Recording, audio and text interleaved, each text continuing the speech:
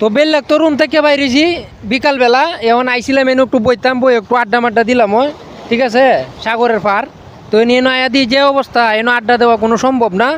আমি আমার সামনে যে দৃশ্যটা দেখাইতাছি এই যে জায়গাটা কী অবস্থা হয়েছে দেখেন এই যে ডেউ আইতাছে ডেউ আয়া এনে কইছিলাম যে আমি একটু পাথরের মাঝে বইয়া এনে একটু সময় কাটাইয়াম কিন্তু এখন এনে এই জায়গাটা আমাদের ডেউ মেও আয়া একবারে পাথর মাথর সব ভিজাই আছে তখন এই জায়গাটা আমাদের আসলে বোয়া সম্ভব না আর এটা আমি এই জায়গার যে এখন যে দৃশ্যটা দিয়ে আইতাছি এটা মনে করেন যে মালদ্বীপ জিদ্দু আইল্যান্ডের জেডি ঘাট ঠিক আছে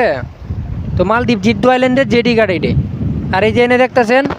এই যে পাথর মাথর যে বয়েল আছে এটা পাথর কিন্তু আপনার এই যে মানুষে হাত দিয়ে বয়াইছে না ঠিক আছে এই যে সব পাথর মনে করেন যে মেশিন দিয়ে বয়াইছে তো যাই হোক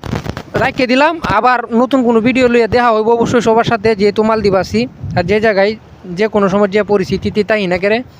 সবার সাথে সবসময় তাহার চেষ্টা করাম সবাই ভালো থাকবেন সুস্থ থাকবেন